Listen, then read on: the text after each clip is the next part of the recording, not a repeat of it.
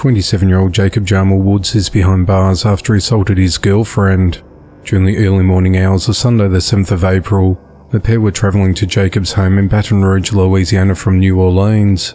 While his partner was driving, Jacob went through the woman's phone and became enraged when he found incriminating text messages on her phone that led him to believe that she was cheating on him. Upset, he slapped the woman and ordered her to continue driving to his house. Once they arrived, Jacob took the woman's car keys and phone and prevented her from leaving the premises. The victim told police that Jacob choked her until she became unconscious and that he used a blowtorch to sexually assault her. He also put the lit blowtorch into her mouth, burning her face. She said that Jacob forced her head into an unflushed toilet and tried to yank out her teeth with pliers. He then ran a butcher's knife along her skin and threatened to kill her. Authorities said that the woman managed to call 911 and Jacob fled his residence. She was taken to a local hospital for treatment, and a warrant for Jacob's arrest was issued. On Friday the 12th of April, authorities located Jacob roughly 250 miles away in Shreveport and took him into custody. He was booked into the Shreveport City Jail as a fugitive, and on Tuesday the 16th of April, he was extradited back to Baton Rouge where he's held without bond. Jacob's charged with false imprisonment, third-degree rape, second-degree sexual battery, second-degree battery, battery of a dating partner, aggravated assault, and aggravated battery. Authorities said that this is Jacob's second arrest for domestic violence in the last 6 months. He's accused of assaulting a different woman at his home in November of 2023. He was arrested in December and was out on a $15,000 bond for that arrest. The investigation into the matter continues. A 26-year-old man is behind bars after recklessly driving and crashing his vehicle after being upset the Burger King overcharged him.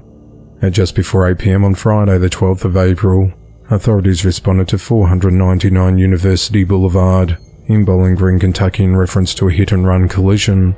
Several witnesses at the scene told police that they saw a man exit a 2000 silver Nissan Xterra after crossing all 4 lanes and onto oncoming traffic, nearly striking several vehicles, running over a curb, striking a pole, and causing the vehicle to catch fire. The man was later identified as 26-year-old Wade Tate. Wade fled on foot towards Nashville Road, and police gave Wade several commands to stop before they tased him. He continued resisting arrest before police were able to detain him. Witnesses at the scene told police that Wade nearly struck their vehicles from the rear along University Drive. Wade then passed them, causing them to nearly run off the road.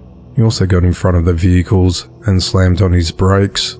Police noted Wade was also driving in the wrong direction on University Drive, near Russellville Road. Witnesses on a nearby sidewalk saw Wade get out of his vehicle before urinating in the area.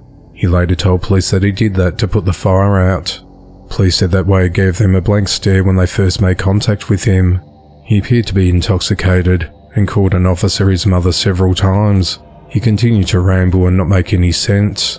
Wade then told police he had a bipolar disorder and was not taking his medications. When authorities questioned Wade while he was driving all over the roadway, he told them that he was angry that Burger King charged him for someone else's order. Wade was transported to the medical center at Bowling Green for medical clearance and blood draws, and later taken to the Warren County Detention Center. Wade was charged with operating a motor vehicle under the influence, first-degree criminal mischief, 3 counts of first-degree wanton endangerment, leaving the scene of an accident, resisting arrest, and second-degree fleeing or evading police. Wade remains held at the Warren County Jail with a $5,000 cash bond. The investigation into the matter continues. 29-year-old Lakeisha Williams is behind bars for leaving her 8-year-old son and 6-year-old daughter alone in a trash-filled apartment for almost a week while she went on vacation. On the 4th of April, Lakeisha left a high-rise apartment at 9757 Katy Freeway in Houston, Texas, to go on a cruise to Puerto Rico and returned on the evening of the 10th of April. Authorities said that they responded to Lakeisha's apartment on the 9th of April for a welfare check after a neighbor said they saw Lakeisha leave the apartment with her luggage, but without her children. After she realized that Lakeisha had not returned, she called 911. When officers arrived at the residence, they found 2 siblings alone and in filthy squalor. Police noted the apartment had a distinct stench of urine. Officers found garbage consisting of partially leftover food scraps that the children attempted to prepare for themselves, littering the home. Authorities said that in total, the kids spent about 5 days alone in the apartment. The children told investigators that the mother had left on a cruise and would be returning, but were unable to provide a date that she was coming back. Officers found web cameras set up around the apartment that the mother used to check in on the kids. She also left behind a cell phone to communicate with her 8-year-old son.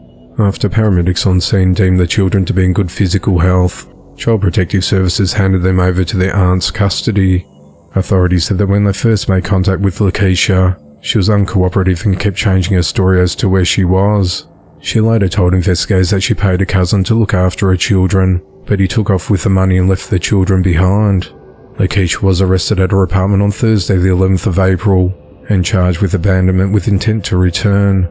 She was booked into the Harris County Detention Center with a bond set at $25,000. On Monday the 15th of April, Lakeisha appeared in court where a judge reviewed a bond and kept it at $25,000, calling the circumstances egregious.